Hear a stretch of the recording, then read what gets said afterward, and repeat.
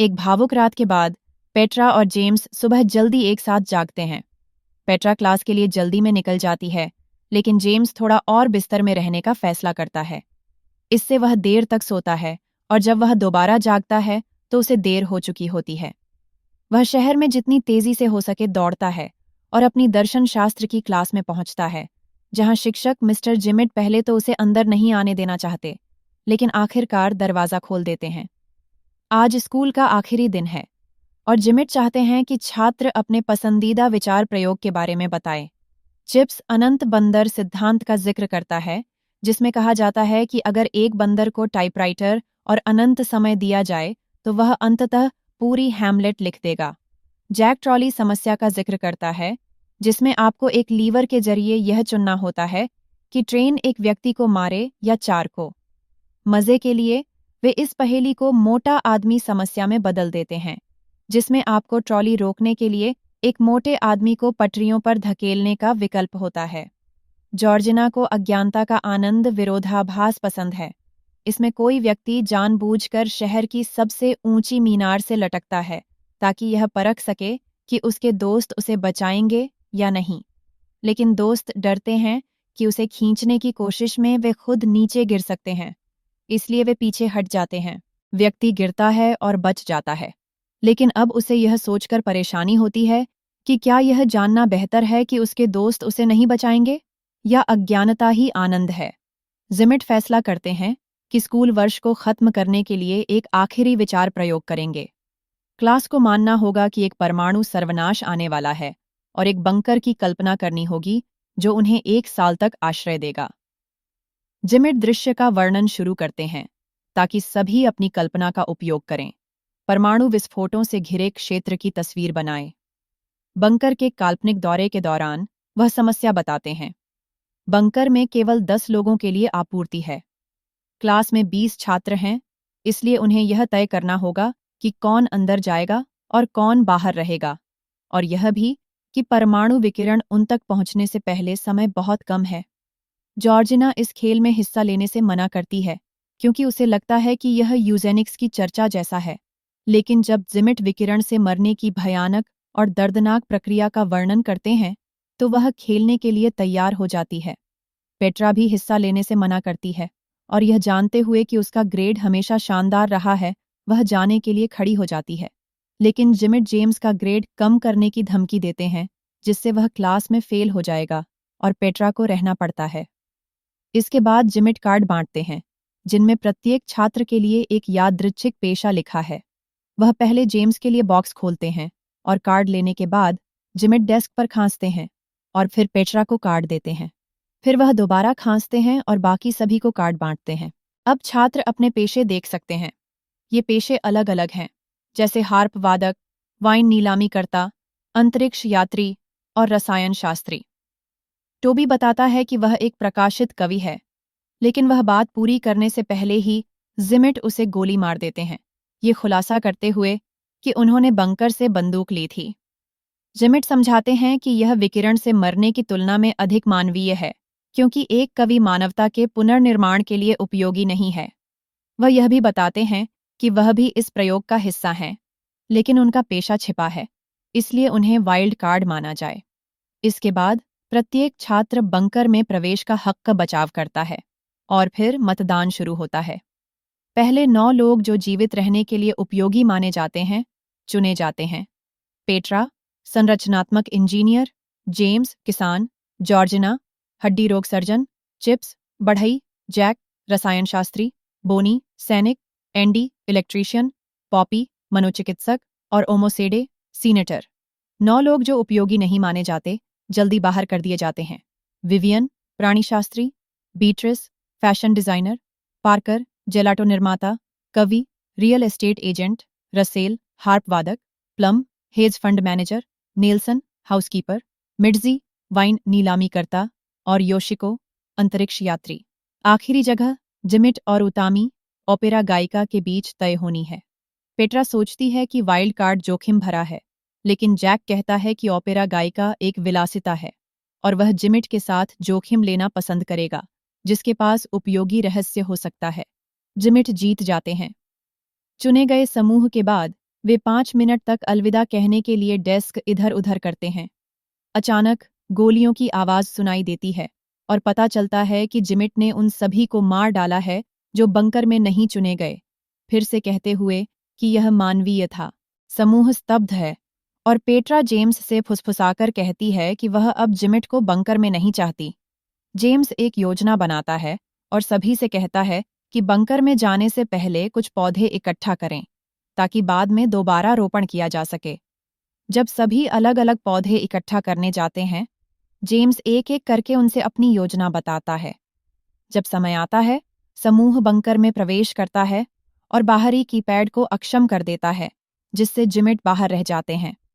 फिर वे बंकर के अलग अलग कमरों को देखते हैं, एक कृत्रिम बगीचा, डे बेड, जिम, किताबें और अन्य चीजें जो अवसाद से बचाने के लिए हैं।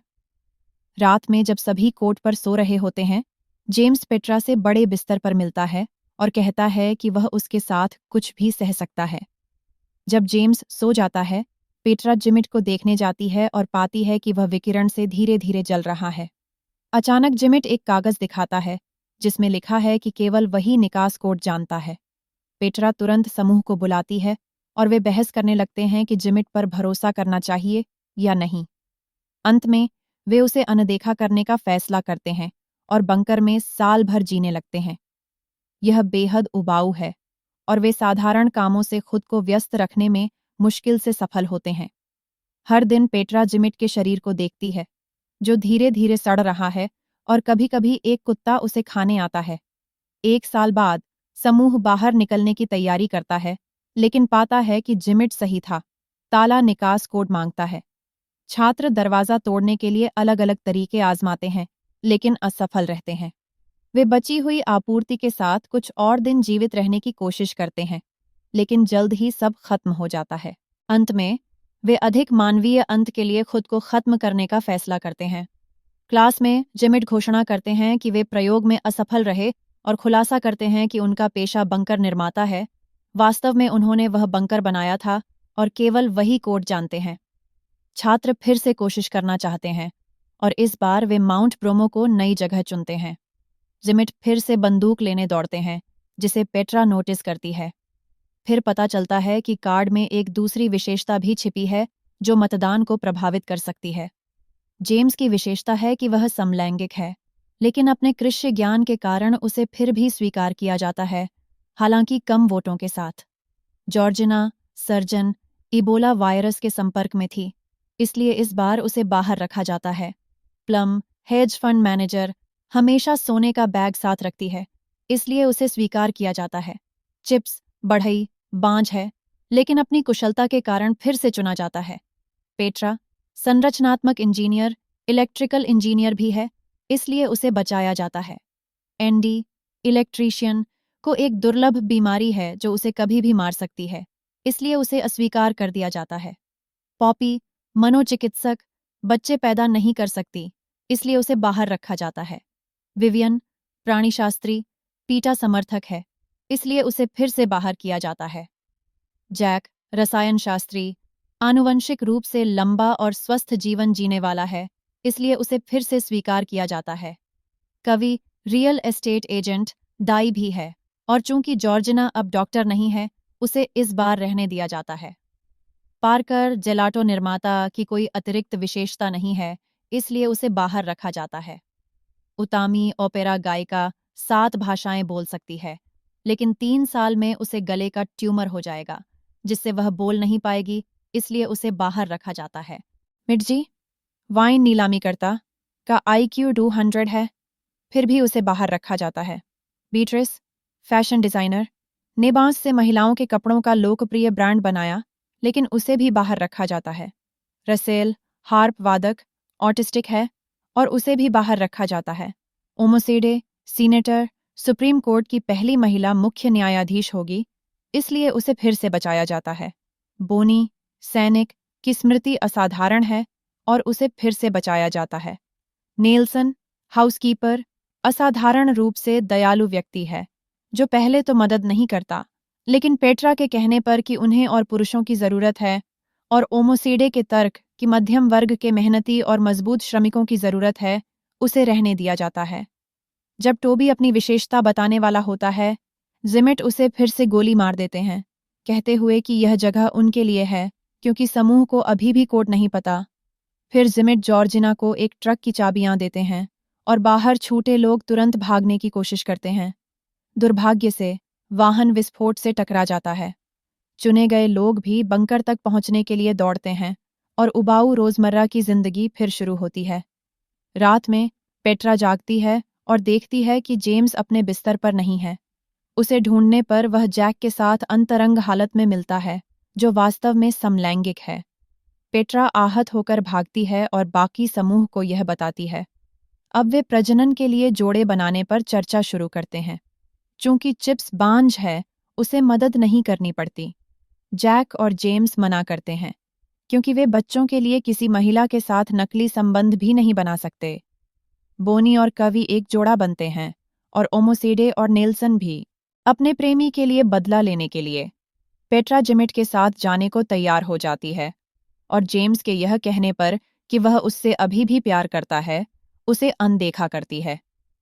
जब बाहर विस्फोट ग्रह को तबाह कर रहे होते हैं, 3 जोड़े एक साथ अंतरंग हो जाते हैं। 10 हफ्तों तक कोई गर्भावस्था नहीं होती और जिमिट कहते हैं कि जोड़ों को बदलना होगा, लड़कियों को कई साथी लेने चाहिए। बोनी मना करती है, कहती है कि तर्क को इतना आगे ले जाना उनकी सहमति को अनदेखा करता है। जिमिट चले जाते हैं, लेकिन बंदूक लेकर लौटते हैं और बोनी को छोड़कर सभी को कमरे से बाहर जाने की धमकी देते हैं। समूह भागता है, लेकिन जैक एक कोने के पीछे छिप जाता है। जब जिमिट का ध्यान बंटता है, जैक उस पर हमला करता है और उसकी बंदूक छुड़ा लेता है। बोनी जल्दी से बंदूक उठाती है और जिमिट को बंदूक की नोक पर रखती है, लेकिन पुरुष लड़ते रहते हैं जब तक कि जिमिट जैक को हरा नहीं देता। हालांकि जैक जवाब में जिमिट के कान में पेन घोंप देता है। निराश जिमिट मुख्य दरवाजे पर जाता है और कोड डालकर उसे खोल देता है, सभी को अपने साथ ले जाता है। क्लास फिर से प्रयोग में असफल हो जाती है। जेम्स अब और संदिग्ध हो जाता है और जिमिट के इरादों पर सवाल उठाता है, ये बताते हुए कि जब उन्होंने उसे और पेट्रा को भूमिकाएं दी थीं, तब उनकी खांसी अजीब थी और तब से जिमिट ने खांसा नहीं। अचानक जेम्स डेस्क पर जाता है और बॉक्स छीनकर जिमिट की पहुंच से बाहर खोलता है और रहस्य का पता चलता है। बॉक्स में छिपे डिब्बे हैं और जेम्स और पेट्रा के कार्ड के साथ छेड़छाड़ की गई थी, जिसका मतलब है कि उन्हें हमेशा वही परिणाम मिलेंगे, समलैंगिक किसान और डबल इंजीनियर। जेम्स जानना चाहता है कि जिमिट को विशेष रूप से उससे नफरत क्यों है। जिमिट प्लेटो की गुफा की उपमा का जिक्र करते हैं, जिसमें एक व्यक्ति सारी जिंदगी दीवार से बंधा रहता है और केवल छायाएं देखता है और गूंज सुनता है, यह मानते हुए कि यही वास्तविकता है। एक दिन वह मुक्त होता है और पाता है कि छायाएं शरीरों से और गूंज आवाजों से बनती हैं, यह खोजते हुए कि वास्तविकता की पूरी अवधारणा सिर्फ एक भ्रम थी। जिमिट कहते हैं कि यह उपमा जेम्स की तरह है, यह दावा करते हुए कि यह प्रयोग जेम्स को यह सामना कराने के लिए है कि उसका विशेषाधिकार उसे वास्तविक दुनिया के लिए तैयार नहीं करता। लेकिन जेम्स उन पर विश्वास नहीं करता। जिमिट उसे फूलवाला जैसा बेकार पेशा दे सकते थे ताकि वह शुरू से ही बाहर हो जाए, लेकिन समलैंगिक किसान का मतलब है कि जिमिट जानबूझकर उसकी पीड़ा को लंबा करना चाहते थे। तभी पेट्रा बहस को रोकती है और आग्रह करती है कि प्रयोग को तीसरी बार किया जाए, इस बार जेम्स को फूलवाला बनाकर। अब उनकी कल्पना उन्हें एक द्वीप पर ले जाती है और सर्वनाश अभी नहीं हुआ है। जिमिट हमेशा की तरह हथियार लेने बंकर में जाते हैं और एक आवाज सुनते हैं, लेकिन कुछ नहीं सोचते। बाहर लौटने पर पेट्रा उनके साथ जाती है और गले लगाकर कहती है कि वह जानती है कि यह उनके लिए मुश्किल रहा है। इसके बाद पेट्रा सभी से कहती है कि उसे भरोसा करें कि वह बंकर में प्रवेश करने वालों को चुने, क्योंकि उसके पास एक योजना है। जब सभी सहमत हो जाते हैं, पेट्रा अपने चयन करती है और कारण बताती है। मिर्जी को बचाया जाता है क्योंकि एक जीनियस वाइन नीलामीकर्ता इतना चतुर होगा कि यात्रा पर लाल और सफेद दोनों वाइन लाए, जिससे सभी का समय अच्छा बीते। बीट्रिस को बचाया जाता है क्योंकि अच्छे कपड़े पहनने से आत्मसम्मान बढ़ता है, जो उत्पादकता को बढ़ावा देता है और सभ्यता को बचा सकता है। टोबी की दूसरी कुशलता चैंपियन पोकर खिलाड़ी होने की निकलती है, इसलिए उसे बचाया जाता है, क्योंकि वह कार्ड लाया है और मनोरंजन प्रदान करेगा।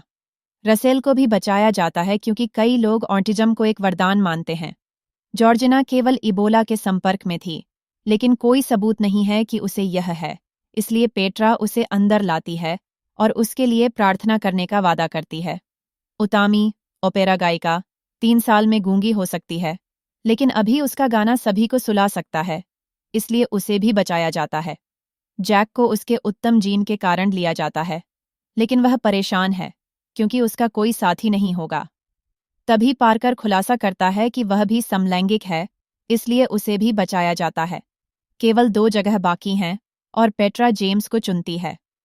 जैसे ही चुने गए लोग बंकर में प्रवेश करते हैं, क्लासरूम में सभी एक टीम के रूप में बैठते हैं। जिमिट लगातार शिकायत करते रहे हैं और प्रत्येक चयन के साथ पेट्रा का ग्रेड कम करते हैं, यहाँ तक कि वह फेल हो जाती है।